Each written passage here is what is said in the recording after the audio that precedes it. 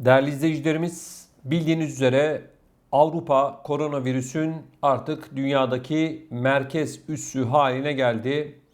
Hemen hemen bütün ülkelerde korkunç seviyede vaka sayıları artıyor.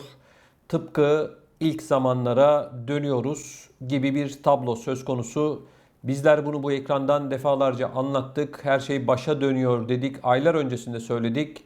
Çünkü görünen köy kılavuz istemez. Nitekim bizim yapmış olduğumuz bu açıklamaları doğrulayan açıklamalar da Dünya Sağlık Örgütü'nden geldi. İsviçre'de biliyorsunuz Dünya Sağlık Örgütü'nün merkezi, buradan bir açıklama yapıldı. Yapılan açıklamaya göre Şubat ayına kadar Avrupa kıtasında yaklaşık 500 bin kişinin daha hayatını kaybedeceği belirtildi. Evet, Dünya Sağlık Örgütü yapmış olduğu bu açıklamalarla dünyanın gündemini bir anda değiştirdi. Yine dikkatleri üzerine çevirdi. Biraz sonra yapılan tüm açıklamayı noktasına, virgülüne dokunmadan sizlerle paylaşacağım. Ancak onun öncesinde şunu söylemek istiyorum.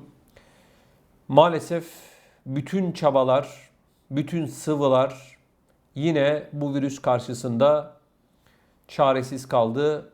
Yine insanoğlu büyük bir moral bozukluğu içerisine girdi. Bu haberleri vermek benim açımdan da çok zor ama gerçekleri bilerek hareket etmek zorundayız.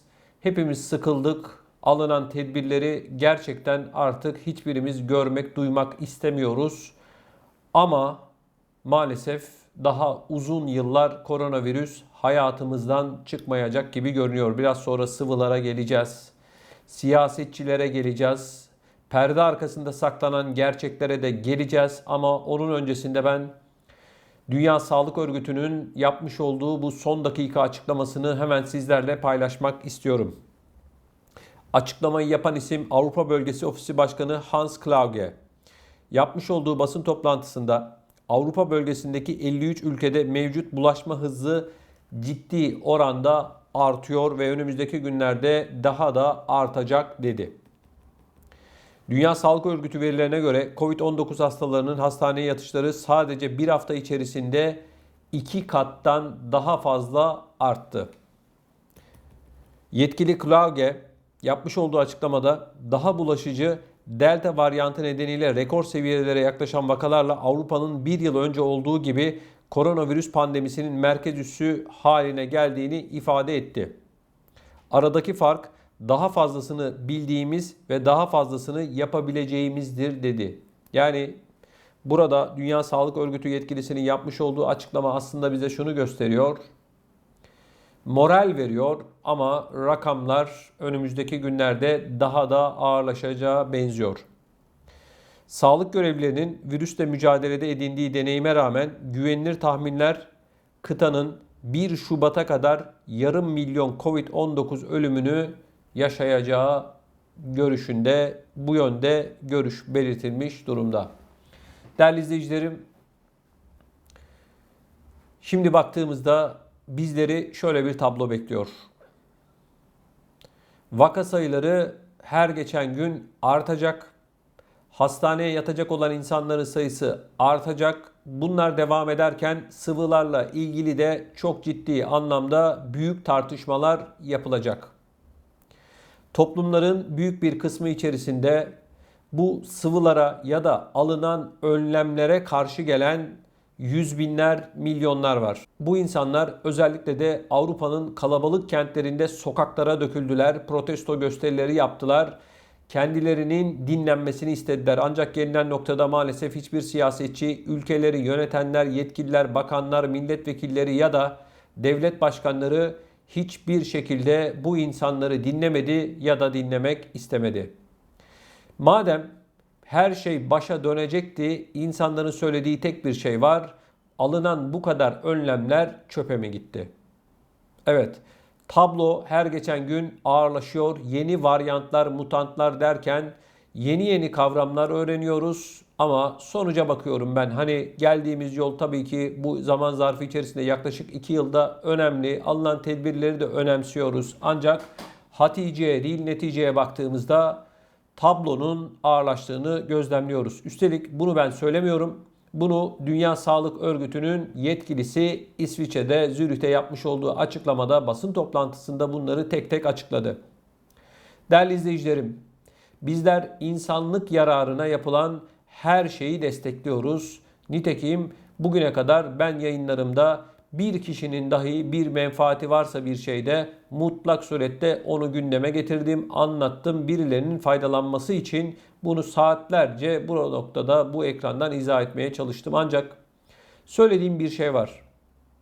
Bilinmeyen, tam olarak ne olduğunu anlayamadığımız bir şeyle savaşıyoruz. Geçtiğimiz günlerde BioNTech firmasının ortakları arasında yer alan Profesör Doktor Uğur Şahin ve Özlem Türeci şöyle bir açıklama yaptı. Dedi ki, biz her seferinde bu virüsün etkilerini öğreniyoruz, anlamaya çalışıyoruz ve bununla ilgili olarak da çalışmalarımızı, yeni sıvılarımızı geliştirmeye çalışıyoruz dedi. Yapılan bu açıklamada zaten her şey ortada. Bu açıklama aslında bir itiraf. Tam olarak bu virüsün tanınmadığının bir göstergesi. Ancak bu virüsle ilgili sıvılar piyasaya çıkmadan önce bunu üreten bilim insanları çıkıp açıklamalar yaptılar. Şirketler açıklamalar yaptılar ve söyledikleri tek bir şey vardı. Bizim bu sıvımız %90-95 oranında koruma sağlıyor dediler arkadaşlar. Bu açıklamalar her yerde var. Ben de yine bu ekrandan defalarca bu yapılan açıklamaları sizlerle paylaştım.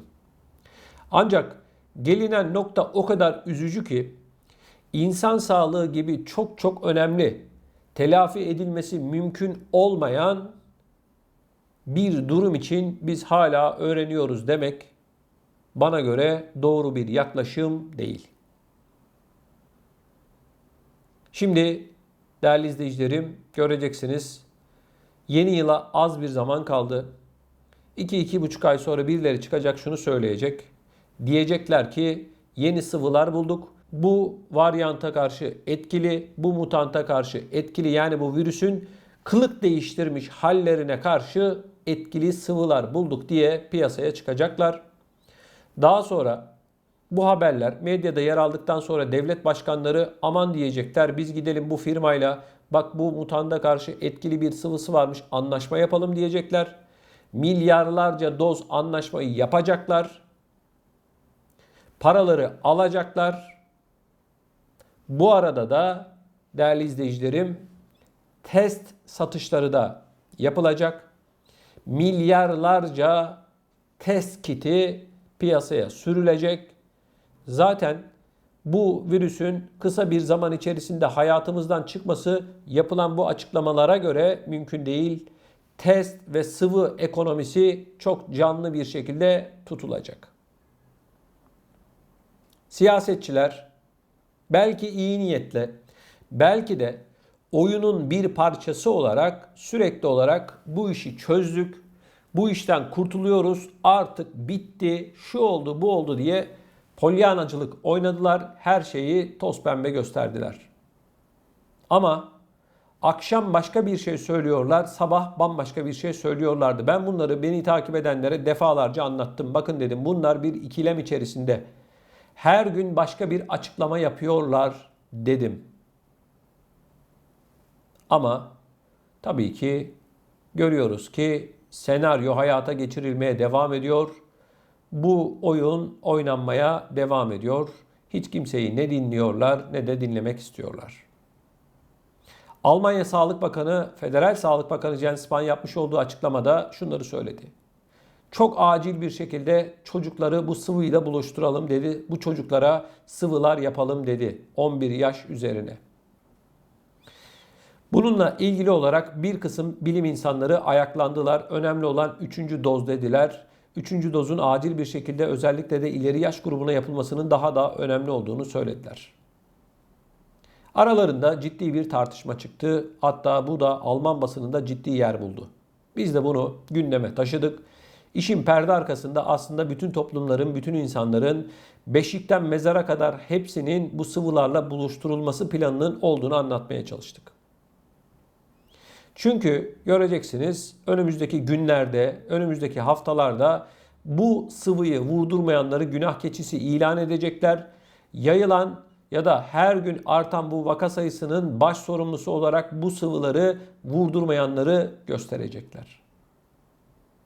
Ve ardından da ellerinde yeteri kadar bu sıvı stoğu oluştuğunda toplumların tamamını bu sıvılarla buluşturacaklar. Biliyorsunuz pek çok sıvı bebekler daha yeni dünyaya geldiğinde onlara uygulanır, yapılır. Önümüzdeki aylarda da şunları söyleyecekler. Biz bu sıvıyı çocukların, bebeklerin bu sıvı takvimi içerisine yer alıyoruz. Bebekler dünyaya geldikten sonra biz bebekleri bu sıvılarla buluşturacağız diye açıklamalar yapacaklar. Ve ardından da şunu söyleyecekler. Biz artık 6 ayda bir tıpkı bir grip gibi, gripin bu biliyorsunuz sıvısı var. Tıpkı bu grip sıvısı gibi insanlara bunu uygulayacağız diyecekler. Nitekim Profesör Doktor Uğur Şahin geçtiğimiz günlerde yapmış olduğu açıklamada şunu söylemişti. Biz bunu her 6 ayda bir insanlara vurulmasının doğru olacağını düşünüyoruz dediler.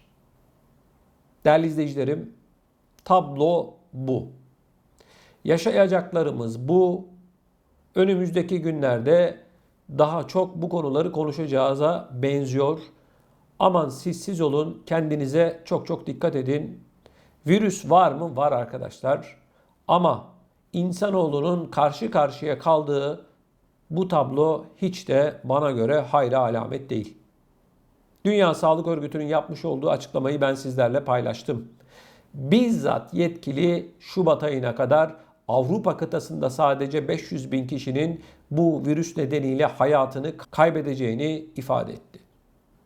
Bu tablo, bu açıklama bize gösteriyor ki tıpkı 2 yıl öncesi gibi yine durum ağırlaşacak. Yine biz bu haberleri maalesef üzülerek sizlerle paylaşacağız. Değerli izleyicilerim, kendinize çok çok dikkat etmenizi tavsiye ediyorum. Tren bir raya girdi, gidiyor. Aslında son durakta belli. Yapılmak istenen de belli. Senaryo belli, oyuncular belli. Daha da basitçe bindik kıyamete, gidiyoruz alamete. Bakalım Mevlam ne eylerse elbette ki güzel eyler.